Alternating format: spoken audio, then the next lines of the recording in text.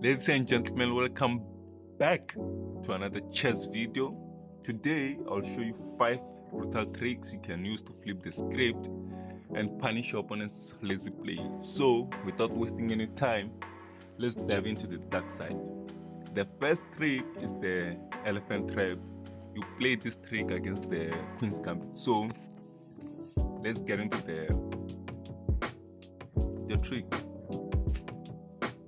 Now let's get into the elephant trap that works against the Queen's Gambit. So your opponent's gonna play the Queen's pawn to d4, then you're gonna play the Queen's pawn to d5, then your opponent plays pawn to c4 with the Queen's Gambit.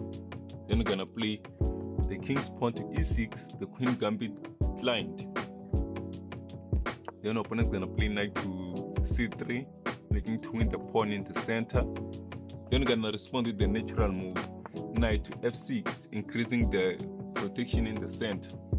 Your opponent then plays bishop to g5, trying to pin the knight to the queen in order to remove the protection in the center, because you value a queen more than a pawn. Your opponent will be thinking that you're gonna play maybe the pawn to c6, trying to increase the protection of the pawn, but then you ignore that and then play the b knight to d7, ignoring that pawn in the center. Then opponent's gonna go for it. Of course, it's a free pawn. Opponent captures with the c pawn first, then you capture back with the e pawn. Then opponent captures with the knight. Now your opponent has won the pawn, thinking that you're not gonna capture the knight because your knight has covered the bishop from capturing the queen, but you're gonna capture it anyway. Take the knight in the center. Then your opponent's gonna see that, oh, I'm winning a queen. Then opponent captures the queen with the bishop. Then in this position, I'm gonna play, it's not really a brilliant move, but it's the best move, bishop to b4 with a check. Now in this position, the only piece that can block the check is the queen. So you're winning back your queen. Your opponent's gonna block with the queen. Of course, it's the first move. Then I'm gonna capture the queen, and opponent captures back with the king. Then you're gonna capture a bishop. Now you have won yourself a knight. Now the game continues. You have a 3-point advantage. Now you can win easily, unless you make a mistake. But in this position, you can execute your plan and win the game. So that's how the elephant trap goes. So now let's get into the second trick. Now let's get into the Budapest Gambit. It goes as follows. Your opponent's gonna play the Queen's pawn to d4. Then gonna respond with knight to f6, the Indian game. Your opponent's gonna play pawn to c4. Then you're gonna play the King's pawn to e5, the Budapest Gambit. Your opponent's gonna take. Then you're gonna play knight to g4, trying to get back your pawn. Then opponent's gonna respond with bishop to f4, protecting the pawn in the center. Then you're gonna play your second knight to c6, also increasing the attack on the pawn. Then your opponent's gonna try to protect the pawn more with playing knight to f3. Then you're gonna respond with bishop to b4 check. Then your opponent's gonna cover this most of the time with the b knight to d2, because they're still trying to protect the pawn in the center. So they're gonna choose the knight to cover the check. Then in this position, we're just gonna respond with queen to e7, increasing the attack on the pawn. Then the opponent's gonna play pawn to e3, trying to kick away your bishop or trying to force your bishop to make a decision. But in this position, you're just gonna ignore that move, and then you're gonna take the pawn in the center. That was your idea all along, to win the pawn. And of course, your opponent's gonna see a free bishop. But if your opponent takes the bishop, if you're playing a lower rated player or maybe a lower elo, they're gonna take the bishop because they see that there's a free bishop. After the opponent takes the bishop, you're just gonna play knight to d3, checkmate. But if your opponent doesn't take the bishop, you can continue playing passively. The game can continue. If your opponent chooses to take here, you can choose either to take the bishop or to take this knight. It doesn't matter which way. You're just gonna have the same number of pieces exchanged, and the game's gonna continue. Then you're gonna try to win. So that's how the Budapest Gambit goes. But most of the time, your opponent's gonna take the bishop, and if your opponent takes the bishop, let's go, takes the bishop, you just play knight to d3 checkmate. So that's how the Budapest Gambit goes. Now let's get into the third gambit. Not the third gambit, the third trick. They're not all gambits, so let's get into the third trick.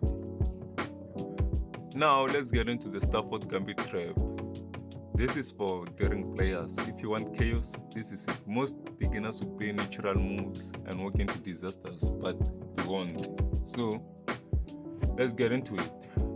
On the Stafford Gambit, your opponent's gonna start with the king's pawn to e4. Then gonna respond with the king's pawn to e5. Then your opponent's gonna play knight to f3. Then you're gonna play knight to f6, the Petrov defense. Then opponent's gonna capture the pawn in the center with knight to e5. Then you're just gonna play knight to c6, and then if your opponent captures the knight, you're gonna capture back with the pawn. And then now your opponent sees that you're owning the pawn in the center, and your opponent's gonna try to protect that pawn with pawn to d3.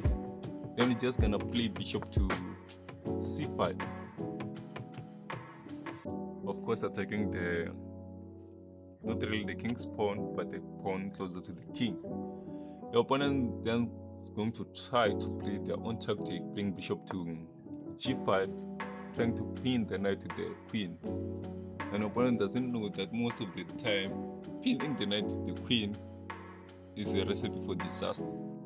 Then I'm gonna play the brilliant move, knight to e4, capturing the king's pawn. Your opponent's gonna see that, oh, I'm winning the queen, because opponents begin. That's why I said this is chaos. Most advanced players gonna see through your tricks. So if you're playing a beginner or a player who's not knowledgeable about the Stafford Gambit, it's gonna take the queen, then you're just gonna take the pawn with a check. When I take with your bishop, then there's only one square that the king can move, which is the e2 square. Then you're just gonna play your bishop to g4 with a beautiful checkmate. So that's how the Stafford Gambit goes. Now let's get into our fourth trick.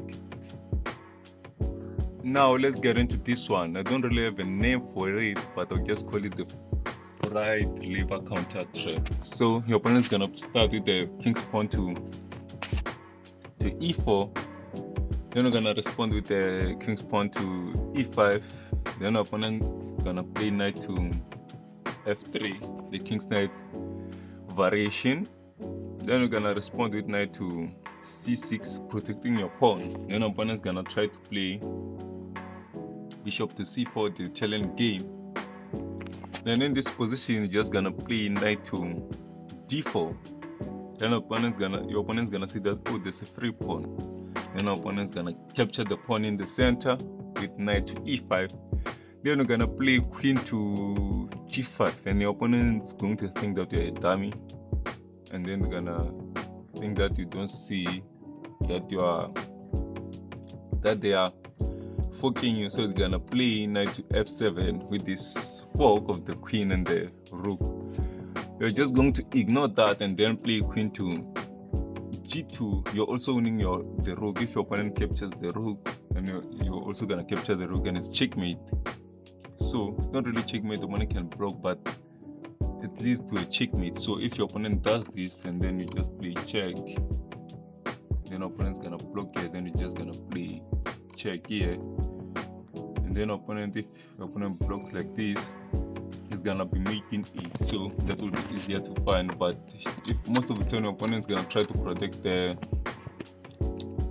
rook, because the rook cannot move, so the opponent's gonna move the rook to closer to the king to f1, and then after that you're just gonna play queen to e4 with a check, and then if your opponent blocks with the queen, you win yourself a queen, and then opponents won't just win a rook for a queen. So and also the knight. But if your opponent blocks with the bishop, you're just gonna play knight to f3 with a checkmate. So this is the fried liver counter trap. That's what I call it. I don't really know the name, but I'm sure there's a name for it, but I'll use that name for now. So that's it with the traps, and that's it for today's video. And a friendly advice: tricks are great, but they work best when your opponent plays natural moves. Don't opt for traps, set them with pressure, tension, and rapid development. So that's it from me. Thank you for watching. Please subscribe, comment which trick was your favorite and which one caught you. And until we see each other on the next video,